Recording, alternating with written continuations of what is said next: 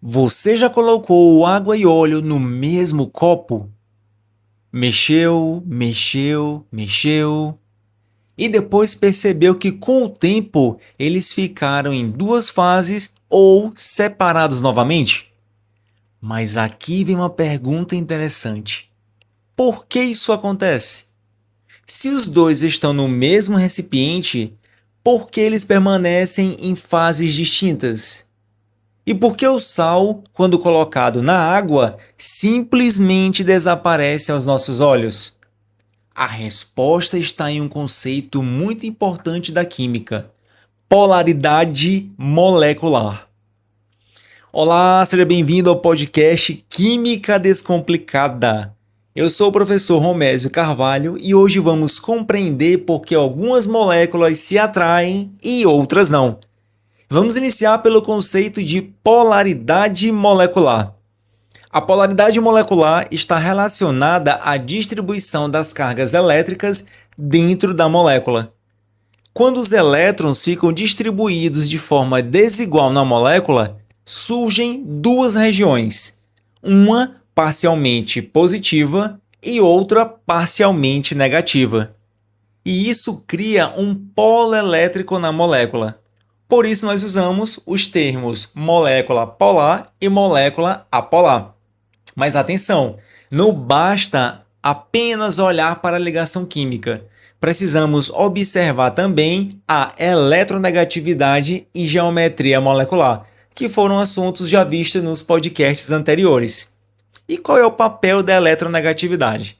A eletronegatividade mede a capacidade que um átomo possui de atrair elétrons para si.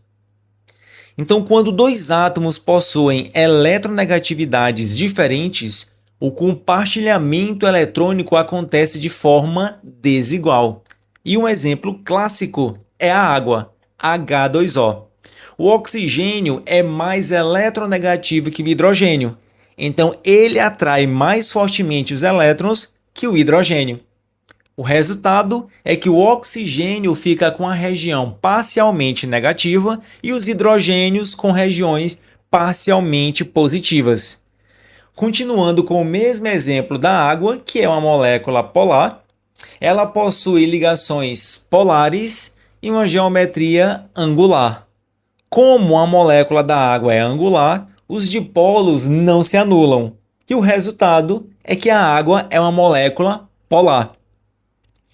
Devido a isso, a água apresenta várias propriedades incríveis. Por exemplo, a água ou a molécula de água é capaz de realizar ligação de hidrogênio, que é a interação do polo negativo da molécula, ou seja, do átomo de oxigênio, com o polo positivo de outra molécula de água, que é a parte que contém o átomo de hidrogênio.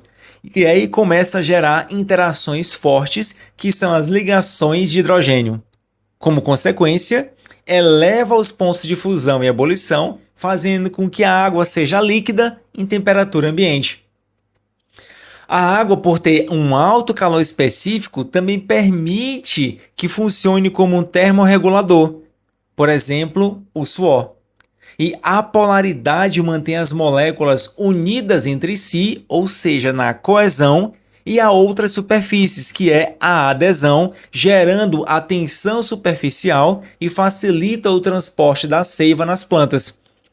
Você já pode ter observado que alguns insetos conseguem caminhar sobre a água, e isso só é possível devido à tensão superficial dela.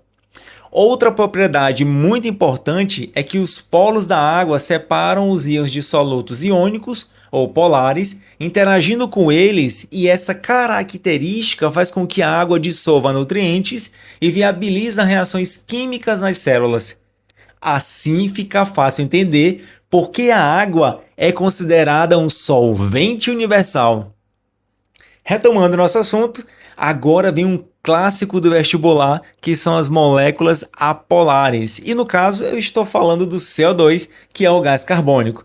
As ligações do carbono e oxigênio são polares, mas a molécula de CO2 possui geometria linear. E aí acontece algo importante: os vetores de polaridade se anulam. E como resultado, a molécula de CO2 é apolar. Esse é um dos exemplos mais cobrados no Enem e nos vestibulares. Vale ressaltar que o CO2, que é o gás carbônico, apresenta diversas propriedades e aplicações práticas. Por exemplo, ele é indispensável para a fotossíntese e atua como um dos principais gases de regulação do efeito estufa. O outro exemplo é que ele é utilizado como extintor de incêndio por ser mais denso que o ar e abafa o fogo. E o terceiro exemplo é que o CO2 é usado na extração de compostos e na descafeinação do café. Agora chegamos numa aplicação muito prática. Existe uma regra que diz: semelhante tende a dissolver semelhante.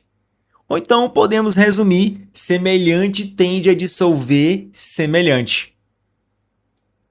Isso significa que substâncias polares tendem a dissolver substâncias polares e que substâncias apolares tendem a dissolver substâncias apolares.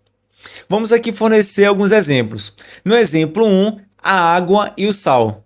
Quando colocamos sal em água, os dois se misturam. E mais que isso, o sal pode se dissolver completamente na água. Por isso, forma-se uma solução ou mistura homogênea. Mas isso depende de alguns fatores importantes, como temperatura, quantidade de soluto, coeficiente de solubilidade e saturação do sistema. O segundo exemplo é a água com óleo. Agora, atenção ao detalhe importante. Quando colocamos água e óleo no mesmo recipiente, eles se misturam fisicamente no sistema, mas não são solúveis entre si, ou seja, não se dissolvem um no outro. Por isso permanecem separados em fases distintas. E o resultado é que formam uma mistura heterogênea e duas fases visíveis, a fase óleo e a fase água. A água e o óleo podem estar juntos no mesmo recipiente, mas não apresentam afinidade suficiente para que se dissolvam entre si. E aqui eu quero te pedir uma atenção especial para esse exemplo clássico que acabamos de comentar, que é a água e o óleo. Você provavelmente já ouviu alguém dizer: água e óleo não se misturam. Mas, em outro momento, essa mesma combinação aparece sendo classificada como uma mistura heterogênea. E aí o estudante pensa: ué, se não se misturam, por que isso é chamado de mistura? Se essa dúvida já passou pela sua cabeça, fique tranquilo, você não está sozinho. Esse é um ponto que costuma gerar muita confusão porque muitas vezes o conteúdo é apresentado de forma decorada, sem a conexão entre os conceitos. E aqui está justamente a proposta do Química Descomplicada: ir além de frases prontas e da simples memorização. O nosso objetivo é organizar um raciocínio químico, conectar as ideias e fazer você compreender o conteúdo com lógica, clareza e coerência. Porque quando a gente entende o porquê das coisas, a química fica muito mais leve. No Química Descomplicada, a gente não decora frases prontas, a gente entende a lógica da química. Mas aí, retomando o nosso assunto, você pode se perguntar: professor, mas onde isso que nós estamos estudando aparece no nosso dia a dia? Queridos, a polaridade está presente em muitas situações do nosso dia a dia. No detergente removendo gordura, no perfume evaporando na pele, a absorção de medicamentos no organismo, nos cosméticos e cremes, na formação de emulsões, na gasolina e água, nas membranas celulares, ou seja, a polaridade molecular está por toda parte. Hoje você percebeu que pequenas diferenças na distribuição eletrônica podem gerar grandes efeitos no comportamento das substâncias. Por trás de uma gota de água, uma gota de óleo, um pouco de sal dissolvido, existe química acontecendo. E é justamente isso que torna essa ciência tão fascinante.